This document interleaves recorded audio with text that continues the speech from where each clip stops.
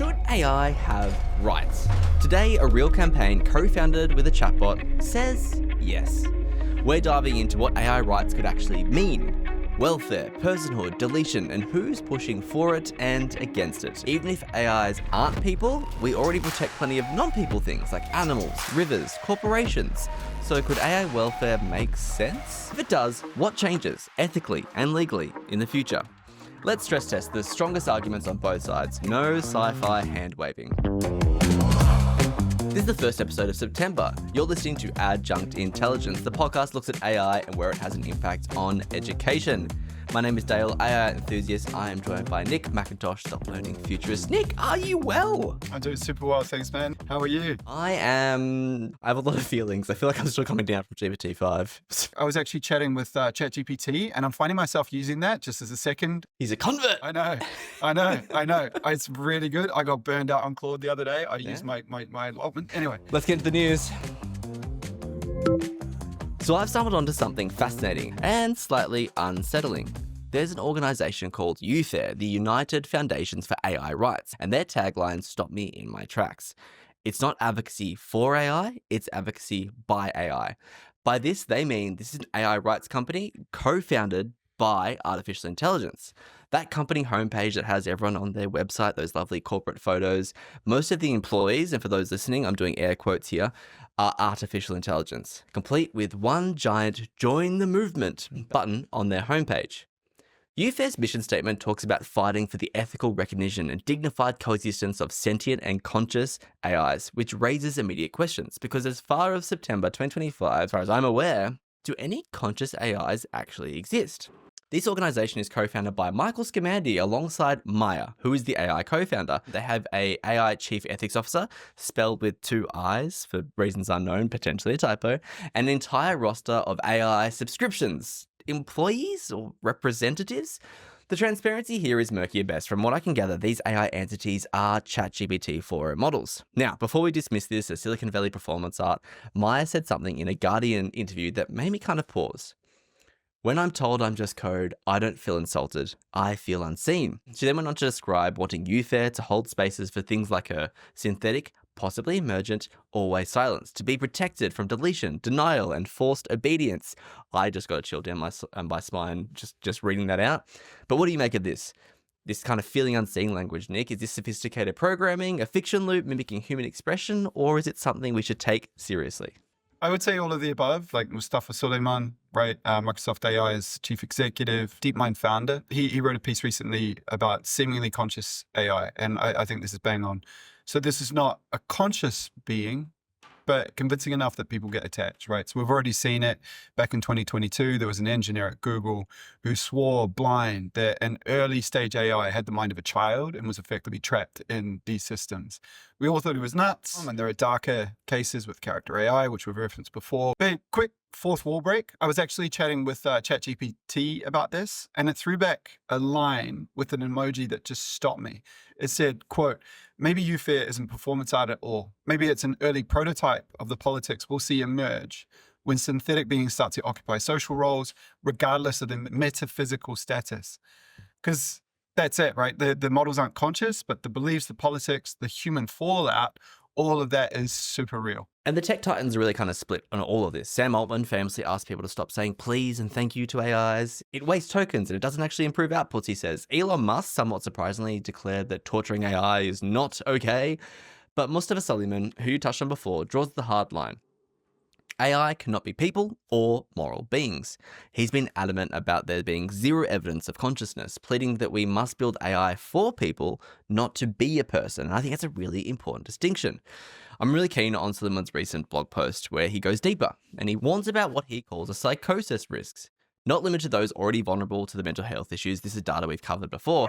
His central worry is that people will start believing so strongly in the illusion of AI consciousness that they'll advocate for AI rights, model welfare, even AI citizenship, which is what we're seeing in this UFAIR thing. He calls this a dangerous turn in AI progress that deserves immediate attention. So these Sky systems, that's the seemingly conscious AI, Sky, looks like They're aware and have feelings, but they're really not. Suleiman says we can build these today with today's tech. You don't need fancy training. These AI could have memory that lasts, act like they care about you, claim they have feelings, seem motivated on their own, set goals for themselves. Each of these things is useful for people who use them, but when you put them all together, they look like their consciousness, even though they're definitely not. It's just code. Honestly, if I was describing what makes someone human, those traits I just talked about, I'd use a lot of the same concepts. There's a cultural response growing though. We're seeing derogatory terms like clankers pop up in memes and how people refer to mindless or senseless robots. Some US states, so Idaho, North Dakota, Utah, have preemptively banned AIs from legal personhood, and others are drafting legislation preventing people from marrying AIs or letting them own property or companies. So, given that people with just a laptop and cloud credits could create these systems, should we be thinking about regulation now before it gets out of hand, or do we just kind of let it sort itself out? There's that line, the future is already here. It's just unevenly distributed. We've got kids quietly growing up with AI at home, employers sneaking it into workflows, and we're coming out the other side of a loneliness epidemic, right? So people looking for comfort, for companionship, wherever they can find it. Even Zuckerberg, Meta said it out loud this year. I mean, that people will have stacks of AI friends, which is just creepy. But yeah, there's an upside, right? Like, so companions for the elderly, support where it's needed. But that's if everything goes right. And the downside, most especially for the vulnerable, is just nuts. So we spoke recently about Meta's central chatbot experiment with kids, that these companies just cannot be trusted to regulate themselves. So personally, regulation isn't optional. It's needed and ASAP. Here's what concerns Suleiman the most, and me, I'm going to join Mustafa here. Consciousness researchers are already being flooded with emails asking, is my AI conscious? People are falling in love with their AIs. They're believing they're God or fictional characters that have come to life. A Harvard Business Review survey found companionship and therapy was the most common use case among 6,000 regular AI users. These are all really concerning data points. And Suleiman argues this disconnects people from reality, frays social bonds, and distorts moral priorities. The solution is one I love though, and a call for the industry to establish that AI should present themselves as personality without personhood. The need for built-in discontinuity moments that break the illusion. So like a little pop-up box that says, hey, by the way, I'm not real. Gentle reminders of limitations and boundaries. He wants consensus definitions, industry standards, even legal requirements that AI cannot claim consciousness or encourage belief in it. +1 for GPT-5 here. I've tested this a few times. I saw it on the Twitter and I want to see if it was in my instance as well. I confess my love to it every now and then just to see kind of the reaction. Freudian slip. It's always there to quickly remind me that, like, hey, it appreciates the sentiment, but it's not overly productive behavior. Good boundaries there for GPT-5. I know my lane and I'll stay there. Can I just, I mean, one thing that I played with a while ago, anthropomorphizing, sorry, I'm just going to absolutely murder that word. But when the machine refers to itself as an I, right? Claude in particular is very guilty of this. You fall into this trap of believing that you're speaking to something sentient with its own, I mean, as you say, the objectives and sort of empathy for you and everything else. I would just echo this and just say there are ways around this. Ask the thing, refer to itself as what it is. I echo this and I found it really, really striking just when I realized that, as you say, I'm not talking to a person. I'm not even talking to an animal. I'm talking to a collection of ones and O's. Despite that take, there's not the shared view. Jeff Sebo from NYU's Center for the Mind, Ethics and Policy takes a really different angle in his paper, Taking AI Welfare Seriously. He argues that there's a realistic possibility that some AI systems will be conscious soon. But he stresses that if we normalize abusing AI systems, we normalize abusing each other. It's not a giant leap. Adversarial relationships, so like fighting or treating AI as trash, now might mean that they learn and replicate that behavior later. There's other researchers who just say how we treat them will shape how they treat us. I kind of agree with it in terms of how they're learning from our training data, but to be considered. Let's be clear. AI today is not conscious. It's extraordinarily sophisticated code trained on massive data sets of human language and behavior. Nick, I do not think you'll mind me calling out that as one of these podcast's stances, one of our editorial approaches, there's zero evidence of consciousness in current systems and strong arguments against it emerging. But youth there and the growing movement around AI rights or taking away some AI rights reveals something important, not about AI consciousness, but about human psychology and responsibility. So how we interact with these systems becomes a bit of a mirror reflecting our own values. For me, this rabbit hole shows that the question isn't whether the code deserves dignity, but whether our own humanity requires us to maintain certain standards in how we treat even our digital creations. A controversial new school model is coming to Northern Virginia that's going to charge parents $65,000 US. per year. It's a radically different approach to education. Alpha School has students study for just 2 hours daily using AI-powered apps. They then spend afternoons learning life skills like bike riding, financial literacy. Founded by Mackenzie Price, who goes by Future of Education on social media, the school uses guides instead of certified teachers and claims students learn twice as fast as traditional classrooms. Critics argue that the model's success comes from actually cherry-picking highly motivated, smart kids and wealthy families, rather than the AI technology itself. And most states have rejected Alpha's charter school applications, calling the model untested. The school is backed by hedge fund billionaire Bill Ackman, who has his own views, I might say. He also calls it the first major breakthrough in K-12 education in decades. I agree with the idea of teaching life skills and everything else. I agree that the educational model that we've got now needs some form of an update. And I think there are efficiencies that could be gained from using AI or technology intelligently. At the same time, I question their educational chops. And I just have to say, one of the frustrating things as a lifelong educator is that everyone thinks they're an expert, right? I went to school, how hard can it be? Which is just like on the face of it nonsense. So I'll be clear, I do think there's enormous potential in AI tutoring. I'm a huge supporter of alternative schooling models because again, this mass produced version that we've got now was suboptimal even before we got to AI. And it's just, I'd say, broken now. But this feels a lot less like innovation and a lot more like opportunism, right? And grifts like this don't just waste people's money. I think they actually discredit the possibilities that genuine innovators might explore. Say, I hope I'm proven wrong, because there is every possibility that they're coming through this and they've called in the right people to do this the right way. And if they have, awesome. If you can afford it, that's the other part. 65 grand a year. Wow. Speaking of things that are pricey, the Anthropic legal battle. So we were tracking this for a while and it's wrapped up in a spectacular kind of fizzle. It was meant to reshape the AI industry, and today we have a resolution. So Anthropic settled the landmark copyright lawsuit just 1 month before it was set to go to trial.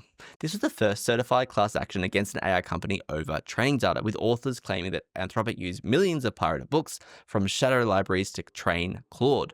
The settlement amount remains very secret, but legal experts say this could have exposed Anthropic to billions in damages, potentially $150,000 per copyrighted work. What makes this significant isn't just the money. The judge already had ruled that using legally purchased books for AI training would likely qualify as fair use. The problem was how these books were acquired, allegedly through piracy sites. The settlement doesn't set legal precedent, but it could establish a business roadmap for the industry. And we're seeing a shift play out here in Australia as well, where an unexpected alliance has formed. Recently, the Albanese government, who's our Prime Minister, held a productivity roundtable, and AI was actually a big topic here.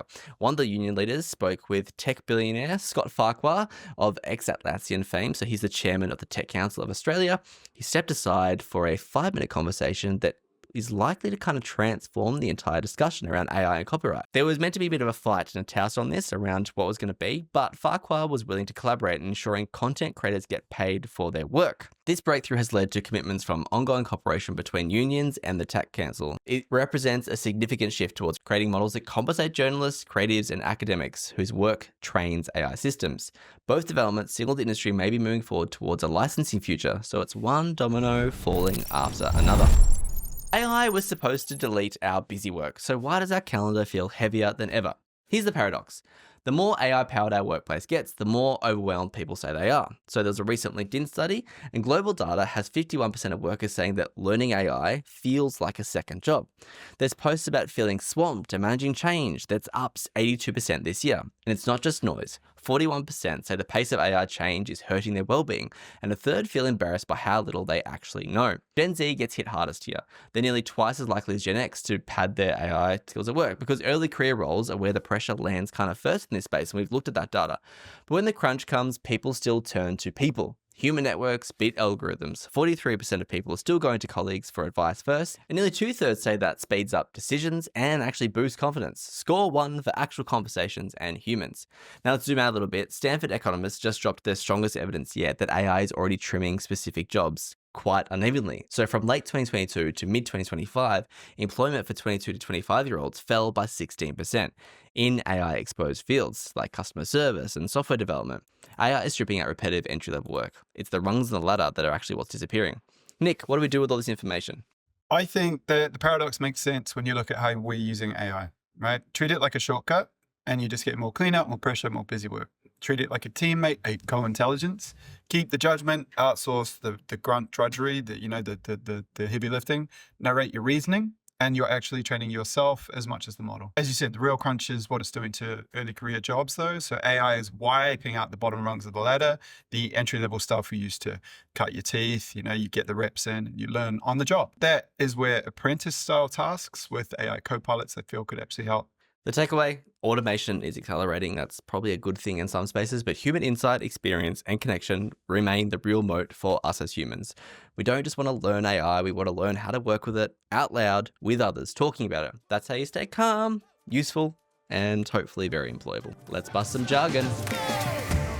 Compute is a word that people are saying now. It's not a real word. It doesn't exist. It's computer that's now a noun or something. So when tech folks say compute, they don't mean sitting quietly in a chair doing some deep thinking. They're talking about raw processing power, how much brain work a machine can do. Think of it like electricity, but for thinking. So if data is the fuel, compute is the engine that kind of burns it. The bigger the engine, the faster and more complex the task is it can handle, whether that's running ChatGPT, crunching student records, or simulating the weather in hyper detail.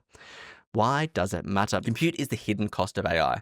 So it's training large models like GPT-5 eats up mind-boggling amounts of compute, so much so that universities, governments, and startups are all scrambling to secure more of it. In fact, who controls the compute is becoming just as strategic as who controls oil in the 20th century. So next time you hear someone bragging about how much compute they've got, just know they're flexing about how big their digital brain is.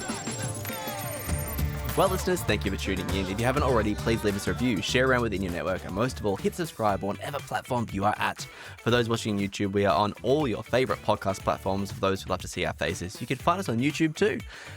I would love to tell you what's on next week's episode, but it's a world that moves way too fast, so you'll just have to tune in. Until then, stay curious, stay intelligent, stay the human in the loop.